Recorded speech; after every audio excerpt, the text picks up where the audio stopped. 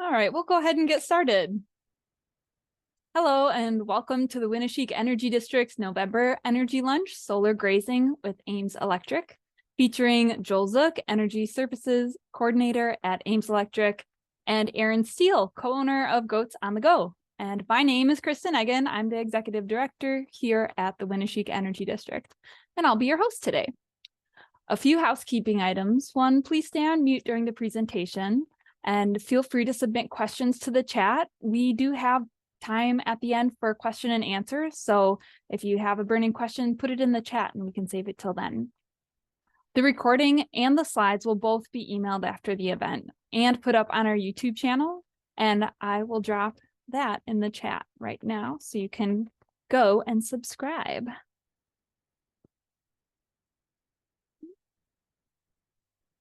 There you go.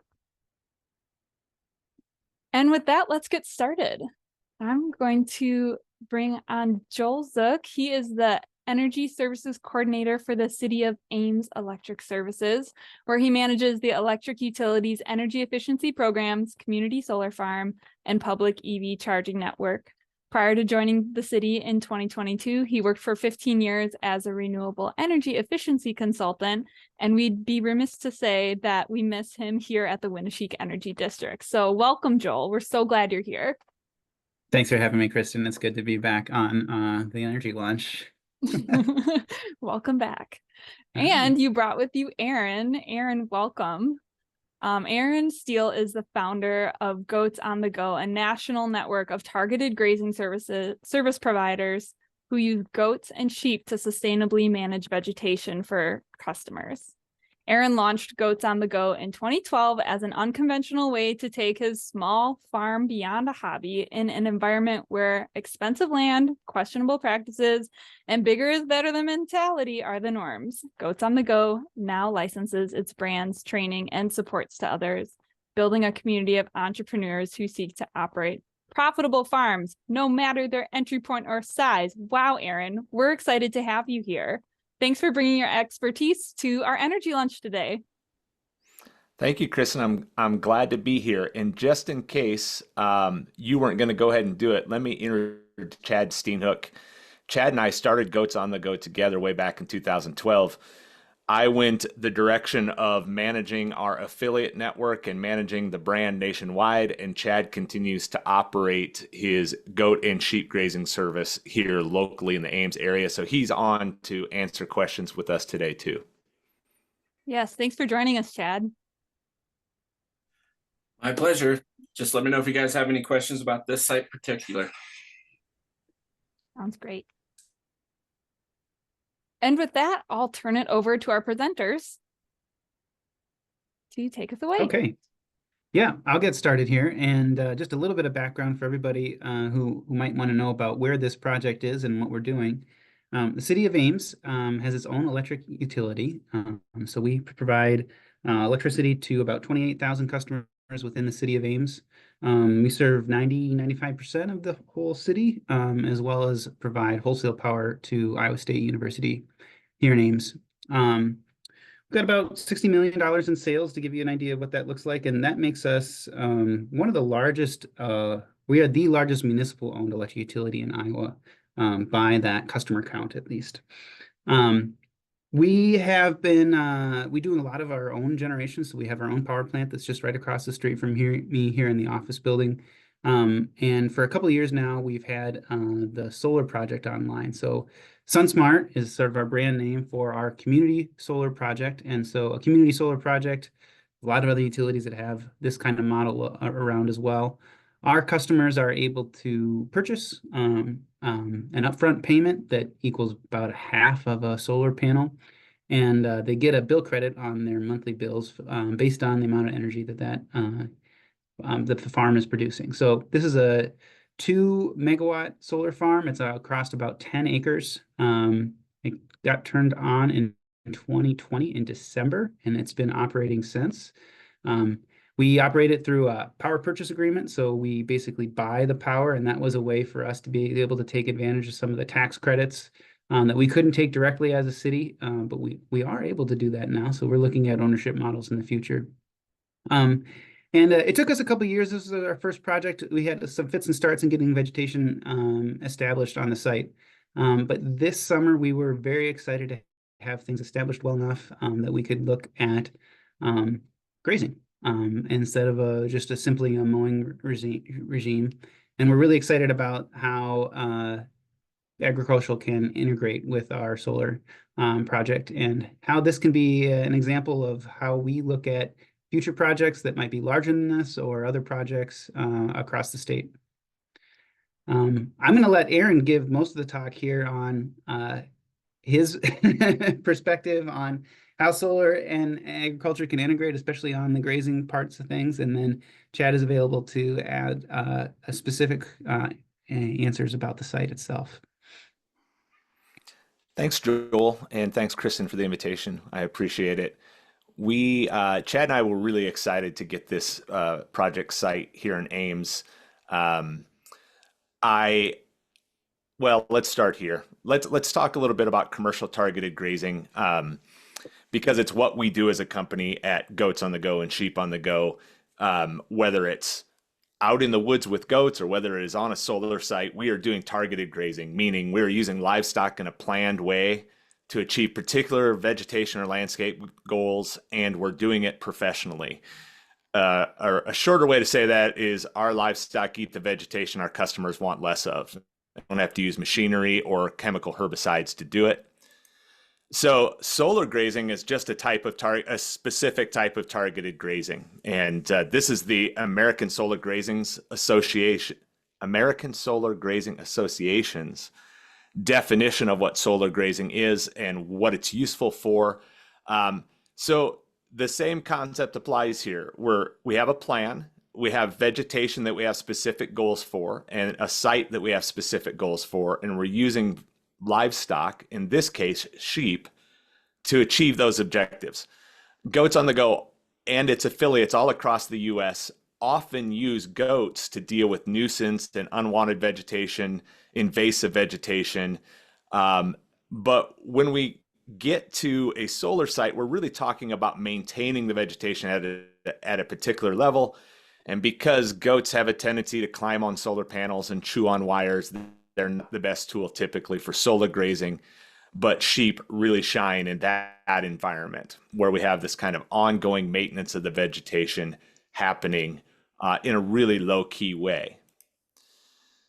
So I was asked, what was the spark for doing this? What was the spark of an idea for doing this? From my perspective as Goats on the Go's owner, we have all of these affiliates across the US. Every splotch you see on the map of color there is a Goats on the Go territory. These people are really good at managing livestock in a portable way, in a mobile way, and doing it professionally in front of the public and making their customers look really good. And for the most part, that has been goats. Some of our affiliates have mixed in sheep depending on the needs of the particular landscape they were serving.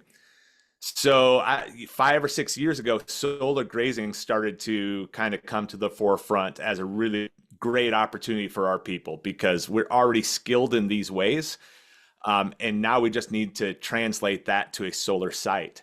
So for us, that was the spark. And then lo and behold, we got an email from Joel saying, hey, would you guys be interested in grazing this 10-acre solar site right here in our backyards? So Chad and I, Chad's on the call with us today, we originally partnered to start Goats on the Go, and then it spread nationally, but we still live here close to Ames. And so to have this one pop up in our backyard was a huge opportunity for us. Some of our affiliates all across the country are starting to dip their toes in solar grazing. And so for us to dip our toes in there right along with them so close to home was a fantastic opportunity for us.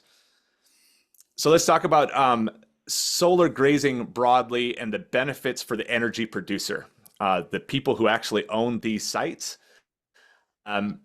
Grazing really aligns with the renewable energy message that these energy producers are trying to send with their solar sites.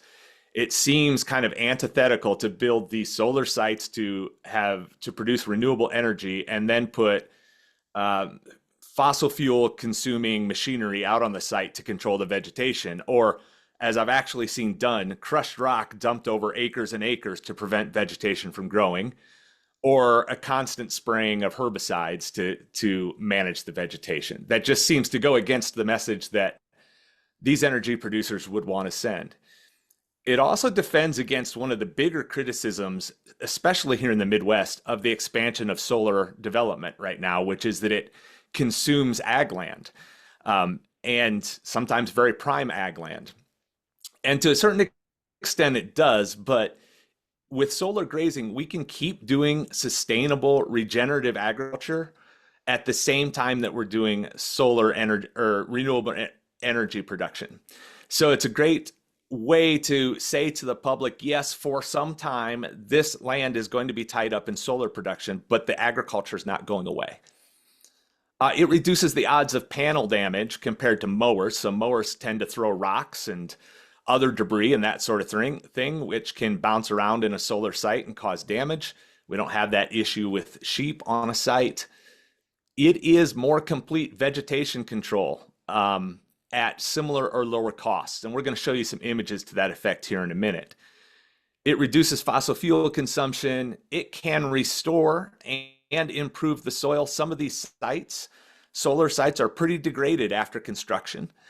Just depending on the individual producer's commitment to restoring those sites, they may need a lot of help. And sheep, managed in the right way, can actually help to restore that landscape and improve the soil in a big way by establishing and promoting a really good ground cover of vegetation. When we use rotational grazing on these sites, we are only grazing one relatively small piece of the forage or the grass at a time, meaning we have vegetation at a variety of different levels of maturity. There's almost always something flowering, which means we can encourage pollinators and pollinator habitat and bird habitat and other small animals as well. Something that can't be done with mowing when it's all mowed in big sections all at once. It eliminates the need for chemical herbicides in most cases, and there's a big public relations boost for the energy producer to be able to say, look at how we're tying together our environmental message completely and closing the circle on this site. All of these benefits in this list are maximized, and any downsides are minimized with the use of targeted grazing professionals like Chad. Anybody with sheep can put sheep on this site, but there's a great deal of management and interaction with the solar producer and the public that needs to happen in order to maximize all these benefits. So here's a couple pictures. On the left here, you see what the vegetation looked like back in late May when our sheep first arrived on this site, when Chad first showed up. You see grass, but if you look close, you'll see some of this broader leaf stuff, especially kind of in the upper left corner there. That is wild parsnip. There's a closer up picture of the wild parsnip on the right. That's nasty stuff. That can cause a lot of injury for people. Poison ivy looked like a picnic. And so what to do with that? Well, sheep eat it. And it turns out they eat it really well. So this is even though it's a secured site, it is owned by the city of Ames. It is a public site. If anyone were to get in there and get into this stuff, that could be a real liability for the energy producer. So sheep have done really well on that. Another issue that this site had was mulberry. Mulberry pops up just about everywhere. Many of you out there listening have probably had experience with nuisance mulberry. We don't get just a nice even carpet of thick forage across a site like this. Inevitably, you get shaded out spots underneath the panel or just some places where the forage didn't establish as well, and you're gonna get some tall rogue vegetation. And you'll see this at the bottom of this picture on the left, but also the mulberry trying to get up and climb up underneath those solar panels. On the right, you can see it's actually popping through the panels and can damage the panels over time. This is something that a mower can't get, or it would be very expensive to have a landscape a landscaper with a weed whacker get in there and do all of that square footage underneath the solar panels. But sheep do a great job of it. On the right, you can see what it looks like after the sheep have passed through under those panels. There's no mulberry, there's no wild parsnip, there's no thistle. I think Chad can answer this for himself, but I was pretty amazed at how well the sheep zeroed in on that nuisance vegetation in particular. And Chad, I'm going to ask for your help on this picture, the upper left. As I recall, you have manually cut out that really bad tall mulberry, and then it's also been grazed once, and it bounces back like this in this upper left photo. So grazing it multiple times with the sheep to knock that stuff down is really important. Am I correct on the timing on that, Chad? Yeah, so we contacted the solar site and asked them if it was okay if we removed all the mulberry and cut it down to the ground. And then they agreed to that. And so we pulled out that tall stuff that you saw, which wouldn't have been needed if we had been grazing since the start of the project, but coming in later. And then we cut it all off. And so what you see in the top left there is mulberry regrowing from the stump. And then the interesting thing with the sheep was, and I was a little shocked by this, was as soon as we released the sheep into a new pen, like in the top left, they would instantly go eat all the mulberry leaves. So we cut it once to get it down to the ground, but we won't have a problem with mulberries going forward in the future. We may still see some next spring growing off some of the bigger stumps, but as you can see by the bottom right there, they go in and they take pretty good care of it. So we'll stay on top of it and make sure we keep eating leaves off, and they should eventually then just disappear and eventually allow the grass to sneak in under those panels. The supporting structure for these panels on this particular site is pretty simple too. And yet you can imagine how difficult it would be to get in there with mechanical equipment and get all of that square footage underneath the panels. And in fact, that's why there was the mulberry problem to begin with, is because it had been mowed simply up and down the aisles and not much attention given to what's immediately underneath the panels. Sheep have zero problem with that. They go where the food is. So for the targeted grazing pro, Chad in this case, what are the benefits for him? Obviously, there's the additional revenue stream. We do get paid as targeted grazing professionals to maintain this vegetation. In fact, we're on the hook to maintain the vegetation with sheep preferably, but if that isn't enough, we will need to do whatever it takes, hiring landscapers, bringing in our own equipment, whatever, to manage the vegetation. It's our goal to manage it almost 100% with livestock. It gives Chad additional acres on which to produce more lamb as an agricultural product. Those two things are pretty important together, by the way. Just the revenue stream from the grazing itself, unless you get into really, really large scale sites, is unlikely to make this worthwhile. The additional acres to produce lamb on is really important for most farmers and most targeted grazing operators. There's also a positive feedback loop here too, that when you have a grazing pro who has a long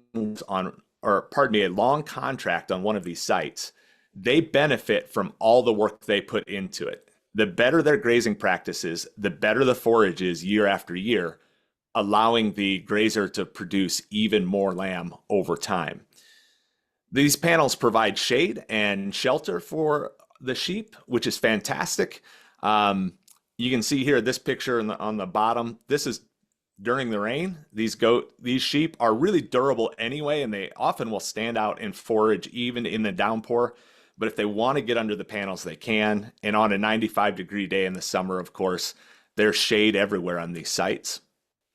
There's also usually excellent perimeter fence. So that's a big advantage for a targeted grazing operator, is they don't have to worry about that perimeter. They can focus on rotating the sheep with interior fences, portable temporary fences, and we don't have to worry about escapes at all.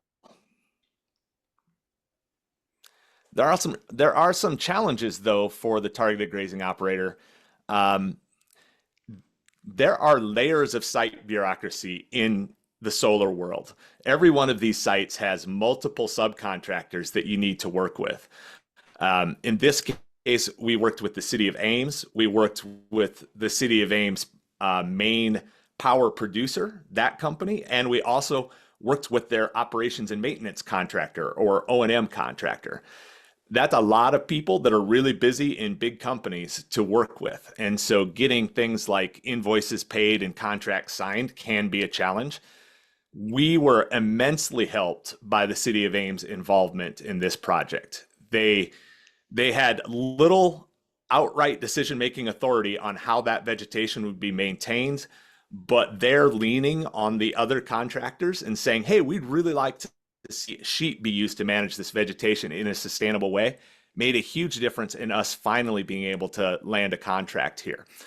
But that bureaucracy is challenging. And I think that many farmers out there are probably not interested in having to deal with that. They may be extremely capable grazers, probably better than us, but there is a certain skill in having to deal with that bureaucracy and these multiple different companies who don't really know a lot about grazing. Managing forage in changing seasons and conditions can be a challenge. When Chad first got out there in late May, we were a little late getting out there because the contract hadn't been signed yet. And for a while, it looked like the number of sheep that we planned wasn't going to be enough. But then things start to dry out and get a little hotter later in the summer, and the growth changes, slows down quite a bit. And so the number of animals it takes to get the project done and maintain that vegetation starts to change. So adapting to those changes is pretty important. The uncertainty of that initial forage mix, this grass out on this site, some of it's really good, some of it's not so good. Underneath the panels where it's shady, we still haven't gotten much established.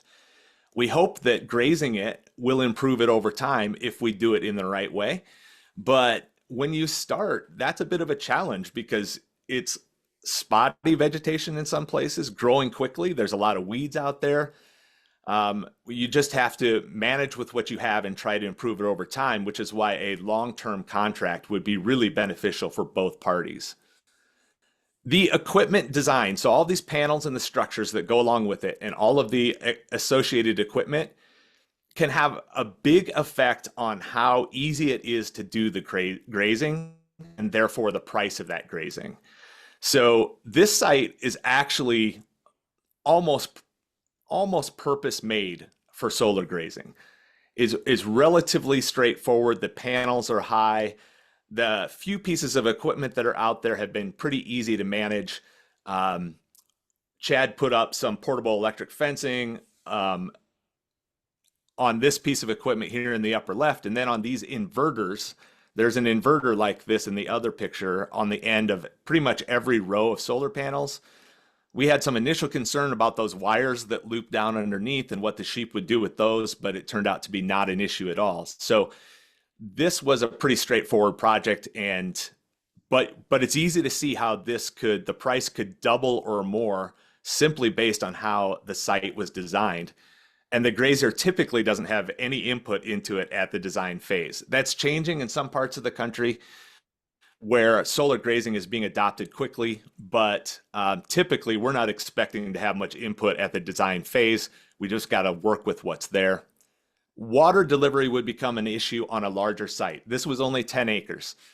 We could pretty much water these sheep just with a bulk tank in the back of a pickup and a couple of small stock tanks and deliver water every day or every other day. But you can imagine you get up into 40, 50 acres, or in some places, they're grazing thousands of acres with thousands of sheep. Water becomes a huge issue.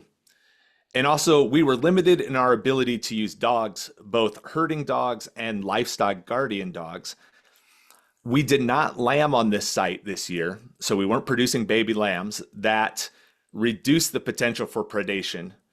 But if we're looking at bigger sites and more sites spread out in more rural places, we definitely include in the contract the ability to use our livestock guardian dogs on these sites. That makes people nervous sometimes. The solar producers and the O&M contractors, they're not used to dealing with grazing at all, much less this other new thing of livestock guardian dogs. But it's something that we would want to have access to in the future. Speaking of livestock guardian dogs, there are a couple of ours. Chad and I also raise livestock together on a purely agricultural basis out on a remote pasture. This is them underneath our water wagon. And if this were a bigger site and a more rural site, we would definitely want to be able to apply these dogs and this kind of water setup to a site like that.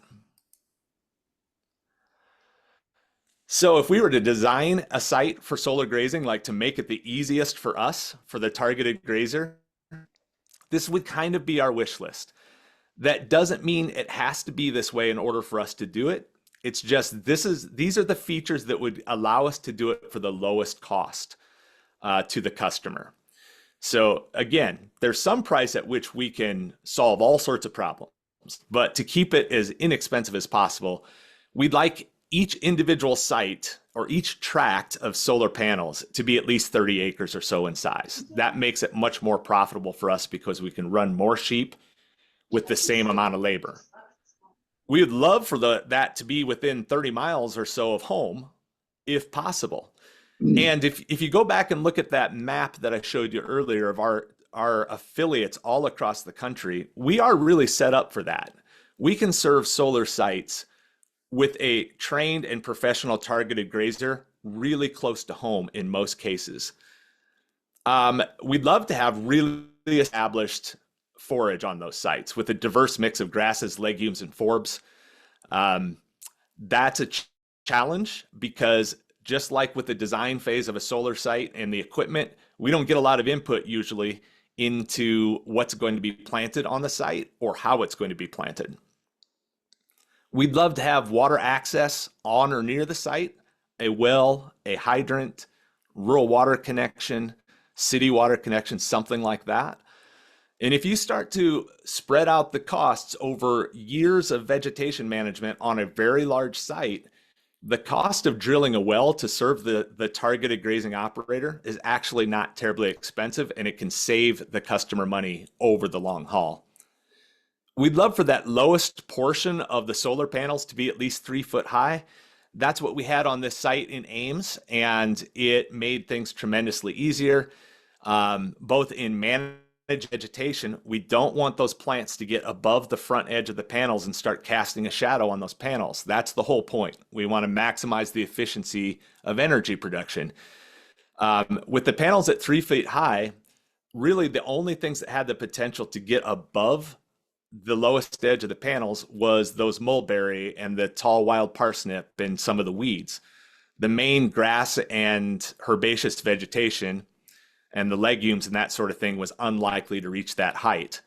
That gave us a lot of leeway. Many sites have much lower panels, which means it's going to take a lot more sheep to keep the vegetation all across the site below that front edge.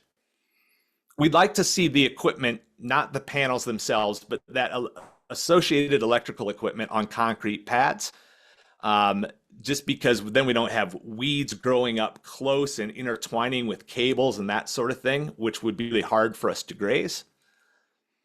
We'd like all of the power transmission cables to be underground as opposed to in cab lines. Cab lines are like above ground at maybe 3 to 4 feet high trays that carry the power lines all the way through the site. And that creates all these points where we can't extend our fences or move animals very efficiently across the site.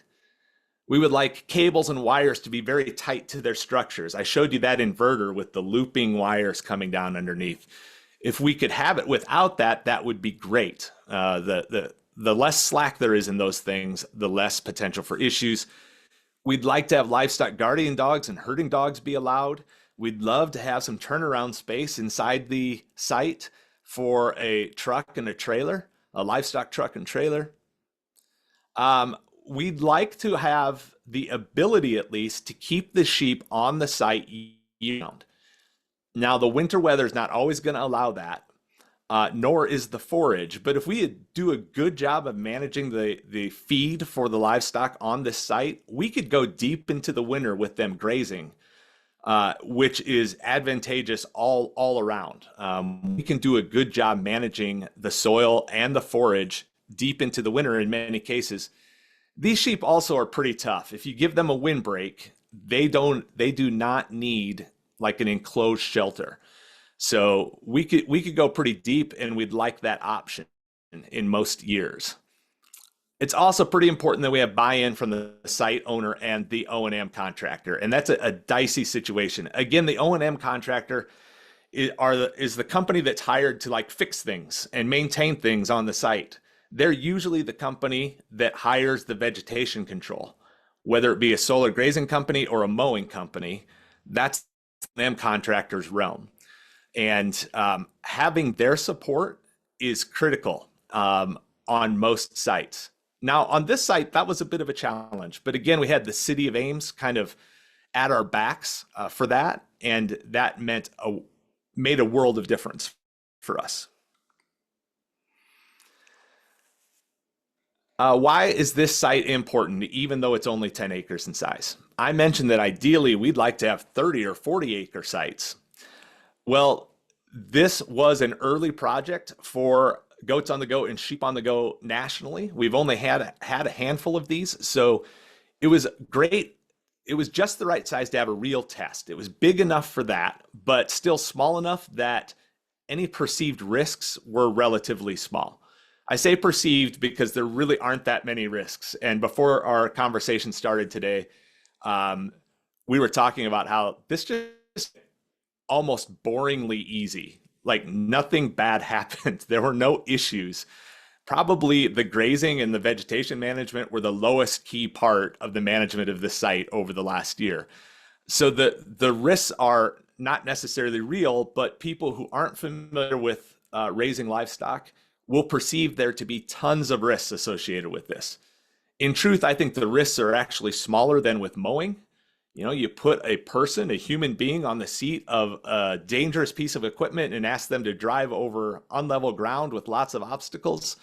To me, there's more risk there, but not so to the power producer. They're used to dealing with mowing. They're not so used to dealing with grazing. This location is on the suburban edge of Ames, which proves that it can work pretty much almost anywhere. If you look at that photo there, that's just an aerial image showing Highway 30, a 4-lane highway, immediately on the edge of this project site. There's a business park immediately adjacent to this. The Ames Airport immediately across the road to the south. It just didn't cause any problems whatsoever. That same location helps this site and the city's outreach to the public. They did some great PR when we first moved the sheep in here. Got a lot of follows from the public, and the city was just able to convey its message about sustainable energy production and renewable energy production. I've mentioned this a couple times already, but this is a community solar project, and for us, the community part was the city of Ames backing us up, even though they didn't have actual decision-making authority about how the vegetation would be managed. So that was really important to us. And finally, this creates an expectation that future sites in central Iowa can and should have dual use. We should be producing renewable energy and making use of the land to do regenerative agriculture at the same time. So it kind of sets that precedent in the region.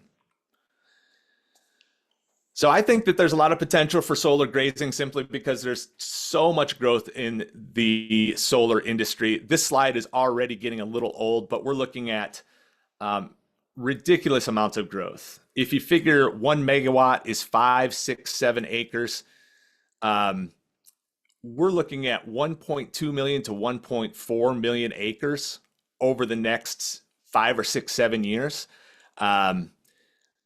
Best figures indicate that solar grazing currently makes up at max, maybe 3% of that is being maintained with solar grazing as opposed to mowing and other methods of vegetation control. So there's tons of growth in the solar industry coming, and there is tons of growth therefore in solar grazing, because there's all the acres that are already on the ground built, and there are many more acres coming. And there's the opportunity for solar grazing to take over a bigger and bigger share of the management of the vegetation on those sites. That's my contact information, and that is my cue to turn it back over to you, Kristen. And I suppose we're at question time. Aaron, thank you so much. That was amazingly informative. I'm going to bring back on Joel as well. Welcome back, Joel. We did have some really great questions in the chat, but first, Joel, I want to pass it over to you. Is there anything, what can you share from the city perspective as far as where this idea came from and how it's been going since?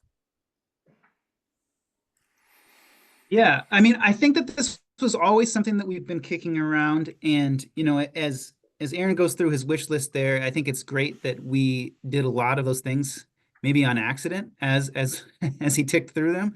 But we also, this was our first project, and I think that we learned a lot from how we could manage our next project better. And then maybe the most important piece of that just being having a grazing management plan designed into the project from the get-go. The important piece of this project was getting the solar built. There was a lot of there was a swell of support from the community to want to have a community solar project. A lot of these power packs, as we call them, were pre-sold to community members before the project even got off the ground. They basically pledged a certain amount, and we had to reach a certain threshold before we had approval to go ahead with the project.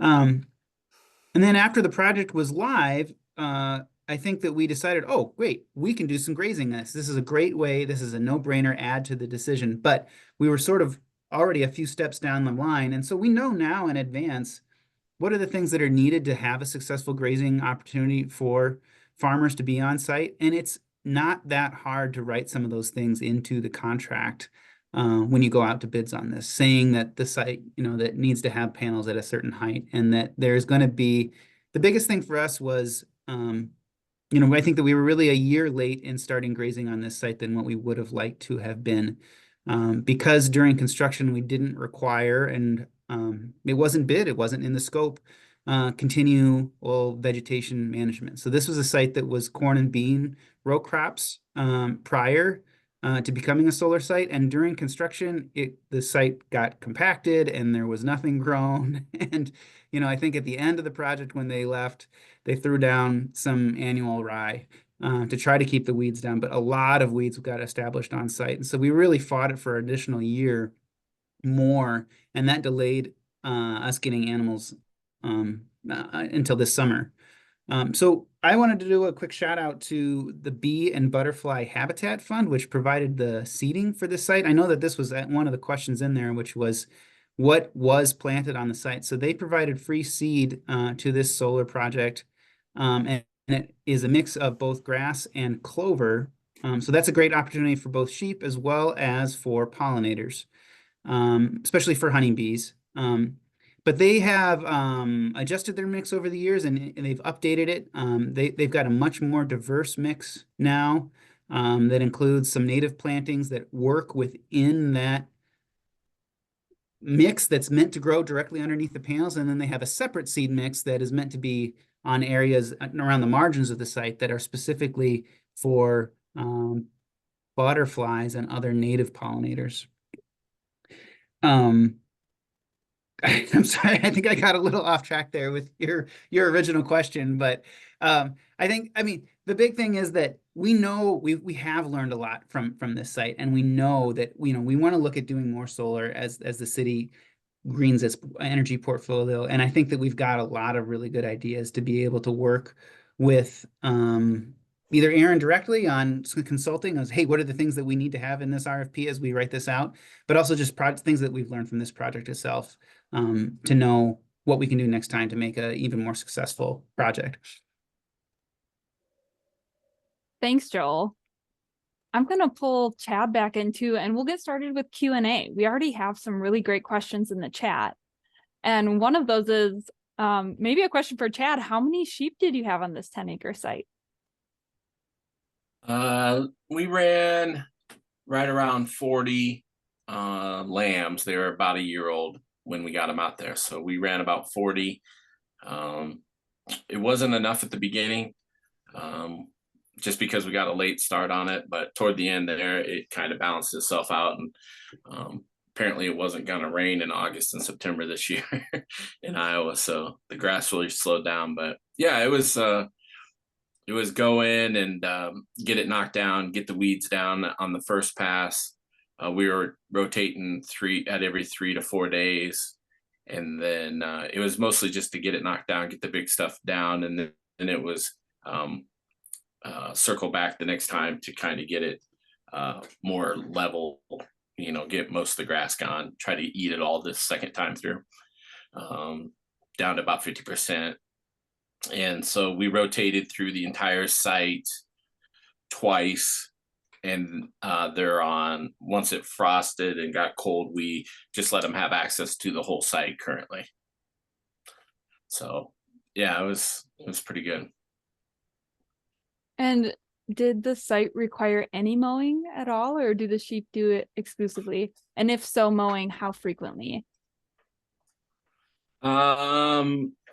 It did not require any mowing, but to be a good steward of the project, I wanted to make sure the site looked okay. So after the goats or the sheep went in and ate all the leaves off of the wild parsnip, there was still some stems sticking in the air, and it didn't look good. And it's right along the highway.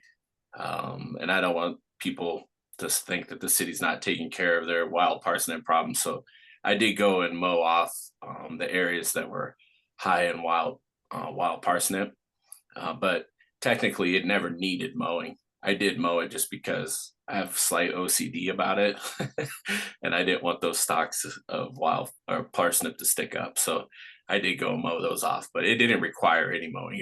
It would not have if I had not had a little OCD about it. But Yeah, and we do appreciate that, Chad. I mean, I was worried about that parsnip at the beginning of the year, mostly for you, just being out there. And I was surprised that the sheep knocked it down as much as they did. They really stripped everything pretty bare.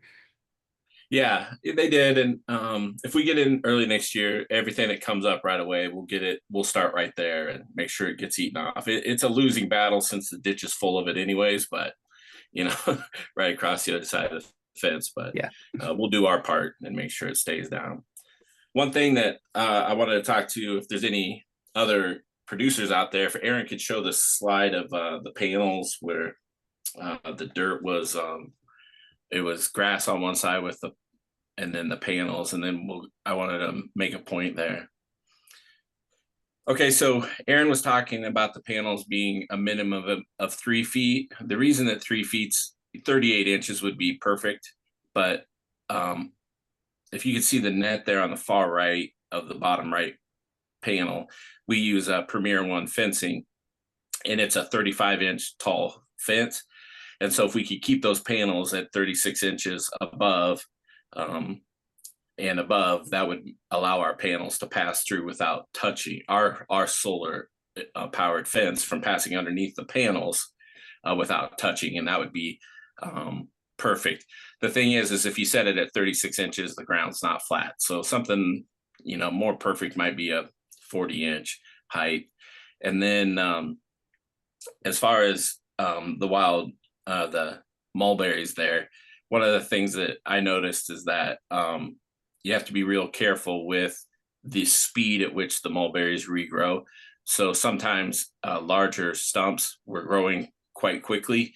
And so we actually would circle back and re-hit those because even though it's dry, the mulberries are going to re-leaf out. And so you want to hit those again. So some of the bigger stump mulberries, we did put the sheep around them, out of order, I would say, just to strip off the leaves again. So that's an interesting dynamic. One of the other things too is with the putting in your ground rod for your electric fence, it's good to know where they buried electric. And so make sure you get the drawing of where they buried their electric so that that you're going to be clear of any underground electric that is in the area. Good tip. Good tip. Just out of curiosity for those on the call, put a P in the chat if you are a producer. be great to see how many producers we have on the call. And while that's happening, a question from Simon: how do you quote the job for the grazing to be able to compete with mowing contractors? Chad, you want to go first? It's not, using sheep as vegetation management isn't a competition with mowers. In the aspect of it, they're two totally different things. If you want to mow and pay somebody to walk under those panels and weed whip, that's a very expensive proposition. What we provide is improvement to the soil, growing food for others. So it's not really a comparable. So we don't really try to say, hey, we're going to be this much or this much less. What we want to do is we want to provide good value and profitability for ourselves. So yeah, if it works out, great. But if it just comes down to dollars and cents, then it's probably not the correct way to think about it. And so we don't really bid it based on, oh, we think they get this much for mowing. We do it what we think we can do it for, with having a profit for doing all the extra labor. That's a great answer. And I would just add that I think that we are pretty cost competitive with mowing, but that's not how we develop the pricing model. I mean, we are pricing it according to the value we think it has for producers who really embrace solar grazing, that really want to close the loop on the site and do the best that they can for the soil and get some positive PR out of it at the same time, that really want a dual use site that benefits the site. Yeah, and I was just running some numbers while we were talking. You can mow it, or you could hire us to do it and produce between 2,000 and 3,000 pounds of lamb meat a year. It's not a direct comparison in the fact that we're producing food for our neighbors and friends and our community to the tune about 2,000 to 3,000 pounds on 10 acres a year, which beats corn and soybeans production as far as the amount of food produced. So it's not really a comparable thing to say that it's the same as mowing. What we're trying to do is we're trying to make it economical for the producer of electricity and for ourselves. And if we both can make it produce benefits, then that will make it sustainable. If we're just trying to be guys who mow, then we're not really in the business. The American Solar Grazing Association, which I mentioned earlier, maybe asga.org, Chris, if you could drop that in the chat, has some research on what solar grazing operations are charging in different parts of the United States. You do have to keep in mind the variability in site factors, the size of the site, the climate that you're in, the very design of the site itself, all dramatically on-site water cost, on-site water, et cetera. Yeah. But generally what we're finding is the model is these companies are used to dealing with mowers who will just come in and charge you one price per acre to maintain vegetation below the low edge of the panel for the entire year. Because that's the way they're used to seeing this quoted, that's the way that most solar grazers are quoting it too. One price per acre for the entire year to keep that vegetation under control. We've got another question in the chat from Chad. Are sheep better suited for solar grazing than goats? It seems to me that goats might be continually trying to get on the panels, especially at lower panel heights. Chad, you are correct in all your assumptions. Goats are explorers, and they would chew on every wire. They would get on every panel. They would do everything that you could think of to do. They would attempt to do it at least once. So yeah, sheep graze with their head down is the way to think of it, and goats graze with their head up. And so yeah, it's much safer to use sheep in this situation. In addition, goats need to eat the weeds. It's higher in protein. Just grass for goats would not be a sufficient diet. In addition to, they would cause damage.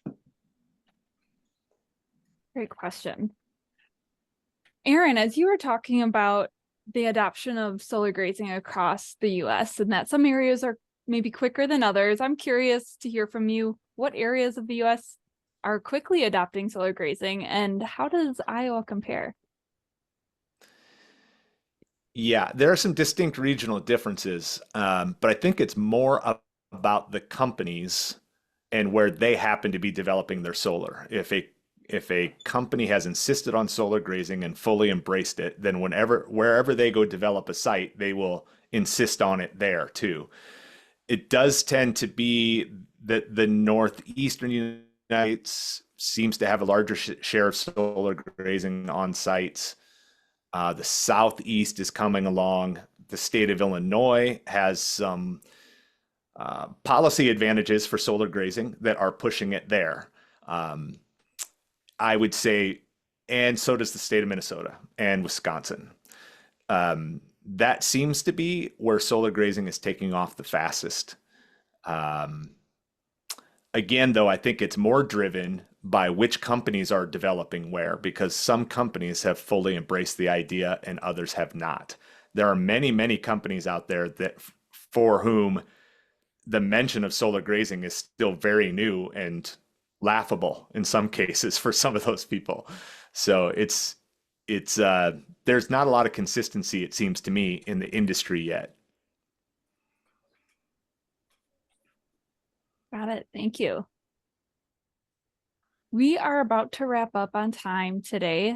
I want to thank you all and also pass around one last question, which is, what excites you the most about solar grazing? Why is it good? Does anyone want to take that? I'll hop in first. The thing that gets me excited is just the whenever this site is finished being a solar site,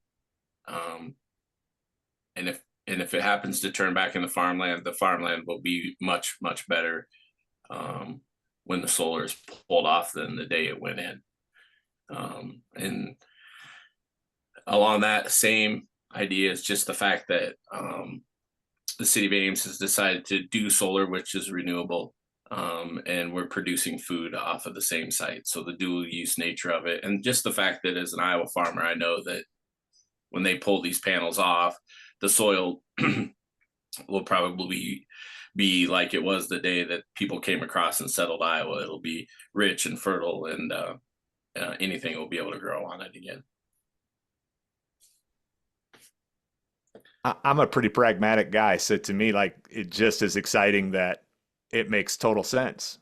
I mean, why would you mow this grass when you could be producing really high quality food for people on it and improving the soil at the same time? I mean, the dual use nature of this is amazing. Well, I'll echo that, and I'll say that, I think that maybe what I'm most excited about this project is just as a demonstration for maybe, I don't know if it's the first solar grazing project in Iowa. We should probably do some research and figure out if it is before we start saying that. But really excited to think about how this could scale to larger utility scale projects. Simply because those are going to be in rural areas, and even though that solar can be a pretty small percentage of overall acres and provide a significant amount of our energy, it doesn't feel like that when a solar project comes into your neighborhood, and then maybe a piece of land that had been renting previously is now taken up for higher price and a higher use. And so thinking about how we can maintain agriculture on all of our acres across the way is a great way, and a dual use is an excellent opportunity to be able to do that, to be able to producing both energy as well as sheep on the same site. Thank you. Thank you so much. We do have a couple more minutes, and I got a really good question in the chat that I'm gonna end with. Any advice for approaching a utility company near me to graze their solar field? It's already existing. Does that get too far in the weeds? Is that a follow-up email maybe? No, I'll try to be brief, but approaching a pre-existing site is difficult because it's up and running and their systems are in place and they have no incentive to change. And that's the biggest obstacle we've run across is just why would a corporation with busy employees change something unless they're forced to? And that's been the biggest challenge for us. Now, in some of the locations across the state where new acres of solar are being proposed and local residents are very angry about it, and there's a lot of controversy about it, that might be just the motivation that the solar developer needs to embrace solar grazing. If they can try to smooth things over and do what Chad said, say, we're going to put this ag land in a holding pattern for 15, 20 years, and it's going to be better ag land when it comes out. If that helps them get approvals for their new site that they've proposed, that's a reason for change. Until then, it's really hard to do. So I guess the really short way of saying that is I don't have a lot of great advice for an existing site. Hope that Joel calls you and says, hey, we want to put sheep on our existing site. But that's, I think, the most challenging way to get a solar contract. Awesome. Thank you, Aaron. Thank you, Joel. Thank you, Chad. This has been an amazing hour. Thanks to all who attended today. The slides and recording will be available soon, so stay tuned to your email inbox. That'll be coming through from me. And thank you for the work that you all do in the world, from the three of you to the producers who attended today, and everyone working towards clean energy. With that, we will wrap up. And if you are interested in more clean energy webinars, you can catch our next energy energy lunch is going to actually be an energy supper webinar on December 17th, and we'll be exploring net zero schools, being in conversation with Forest Edge School of Oregon, Wisconsin. So stay tuned to our communications about that. Follow us on Instagram or Facebook, or join our email list to stay in the loop with us. Thank you. Thank you. If you want to give some love, attendees, if you want to share any reactions of how this webinar made you feel, I'm feeling pretty filled up with possibilities, so I'll put a heart on there, but really appreciating everyone here. Thank you.